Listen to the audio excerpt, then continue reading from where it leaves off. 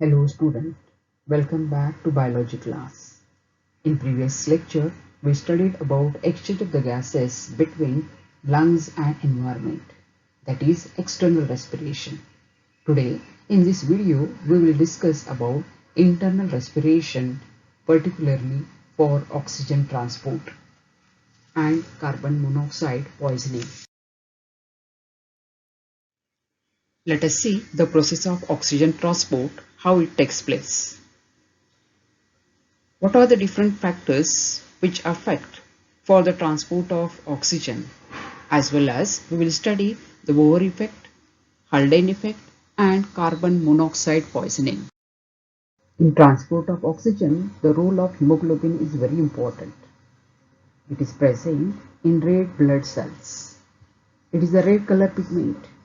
It carries the respiratory gases, so it is also called respiratory pigment. This respiratory pigment, it is a complex protein in which a protein part and the non-protein part is present. The protein part of the hemoglobin, it has two alpha chains and the two beta chains, while in the non-protein part of the hemoglobin has heme structure in which iron molecules are present. These iron molecules bind with the oxygen molecules, and with the help of this, the oxygen transport, it is seen from the lungs towards the body cells. Student, look at the figure to know how the hemoglobin it combine with the oxygen.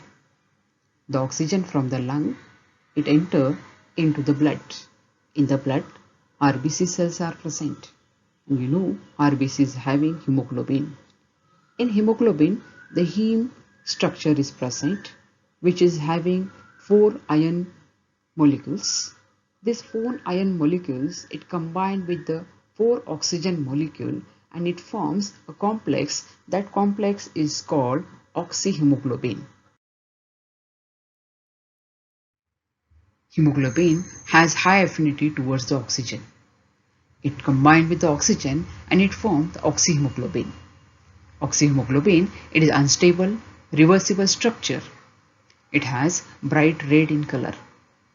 Single molecule of hemoglobin, it carry 4 oxygen molecule. This 4 oxygen molecule get unloaded at the site of the cell and it turns into the deoxyhemoglobin structure. Oxyhemoglobin formation, it is depend upon the different factors such as partial pressure of oxygen, partial pressure of carbon dioxide, H plus ion concentration, temperature and diphosphoglycerate concentration. Let us see how the partial pressure of the oxygen it is responsible in the formation of oxyhemoglobin. Partial pressure of oxygen at the respiratory side it is about 100 mmHg and the partial pressure of CO2 is about 40 mmHg. While that of in the blood, the partial pressure of oxygen it is a 40 mmHg and the carbon dioxide it is a 45 mmHg. This figure indicates that the partial pressure of oxygen in the alveoli it is more compared to the blood, and so from the alveoli oxygen it enters into the blood. At the same time, here the CO2 from the blood it enters into the alveoli because of difference in the partial pressure by process of diffusion. So here the partial pressure it decides the formation of the oxyhemoglobin as well as the dissociation of the oxygen from the hemoglobin towards the cell. Next factor which affects in the formation of oxyhemoglobin is temperature. You know that human being is a homeothermic animal. Its body temperature is constant. But though the metabolic activities are going on constantly in the cell or in the tissue, during that time the heat is generated. This heat it increases the temperature. This high temperature it promotes the oxyhemoglobin dissociation faster. While when the temperature is the low, that inhibits the dissociation of oxygen from the hemoglobin. Here, during the exercise, when body requires more oxygen, that time here the oxygen easily it get dissociated and it provide the adequate quantity of the oxygen which is required to the particular organ. Next factor which affects in the formation of oxyhemoglobin is diphosphoglycerate. In RBC, mitochondria are absent. ATPs are produced by process of glycolysis. During this, a byproduct which is produced, it is the diphosphoglycerate. When the concentration of diphosphoglycerate is increases in RBC, here the oxygen dissociation from the hemoglobin it is increases. Let us see what is the Bohr effect. The Bohr effect gives the relationship between the hydrogen ion concentration and oxygen affinity for hemoglobin. You know the cell or the tissue in which the various metabolic activities are going on. During this time, carbon dioxide, it is a waste product, it is generated. Carbon dioxide, when it is combined with the water, it generates the H plus ions. When H plus ion concentration increases, the cell becomes more acidic and it promotes the oxygen dissociation from oxyhemoglobin. Or when the cell it becomes the less acidic or more basic, that time it inhibits the oxygen dissociation from the hemoglobin. Not only the carbon dioxide is responsible for the dissociation of the oxygen from the hemoglobin, but the metabolites like lactic acid, carbonic acid, which also makes the cell more acidic, and because of that oxygen affinity or oxygen dissociation it is increases at the level of cell or the tissue. Let us see what is oxygen dissociation curve. This curve it gives the relationship between the saturation of oxygen and partial pressure of the oxygen. Oxygen dissociation curve, it is a sigmoid shape or it is S-shaped. As the partial pressure of oxygen increases, proportionally a greater number of oxygen molecules are bound by the heme. Lower the partial pressure of oxygen, the few molecules of oxygen are bound to the hemoglobin, and the saturation decreases with the drop of partial pressure of oxygen. 100% saturation, it is rare. 50% saturation, it is maintained at 30 mmHg of partial pressure of oxygen.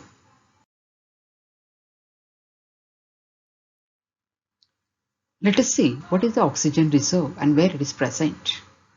We know oxygen, when it is combined with the hemoglobin, it forms the oxyhemoglobin, and that oxyhemoglobin it is reaching to the cell. When it reaches to the cell, it dissociates and oxygen it gets free from the hemoglobin enters into the cell.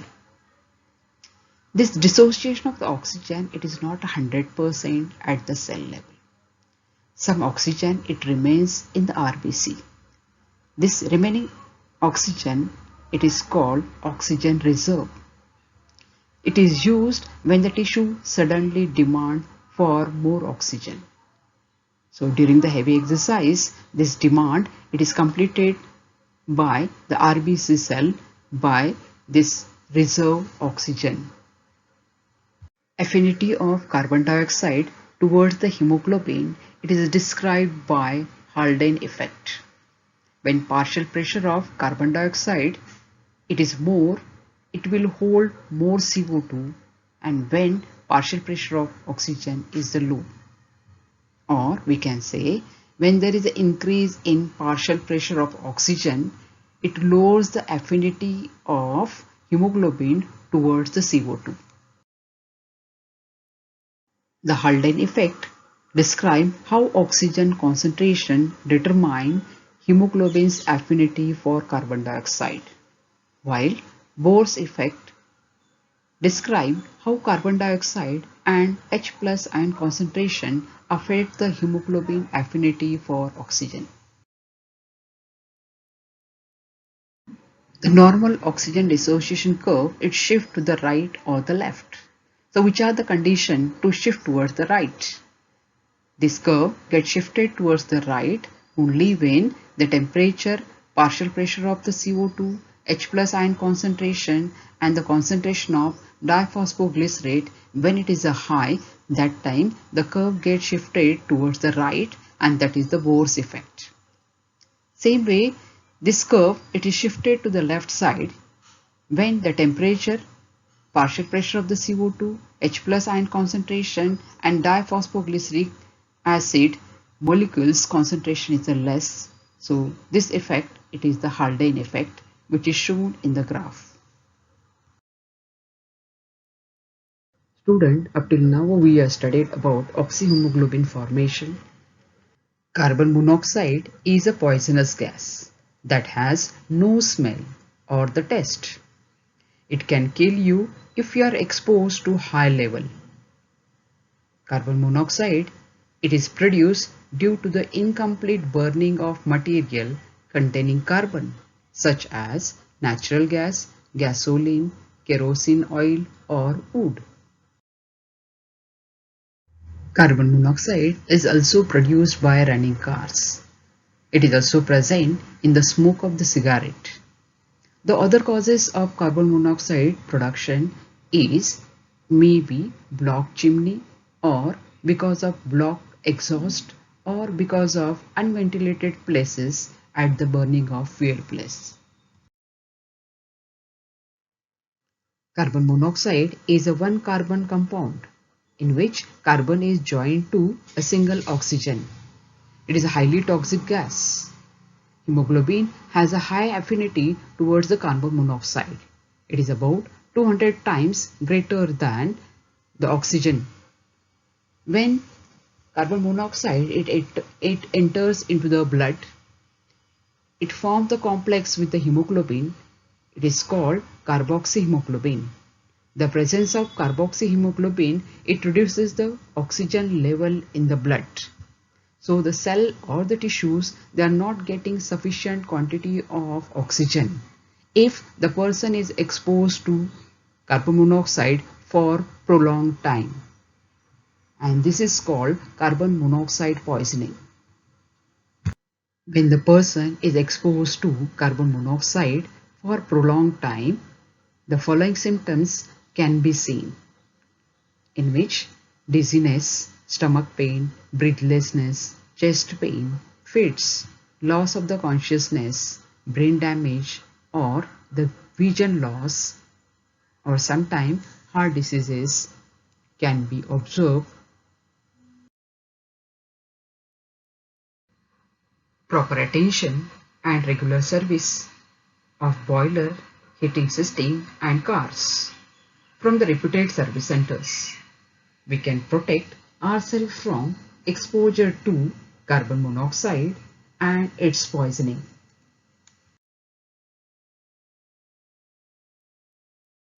I believe that you understood about oxygen transport and carbon monoxide poisoning.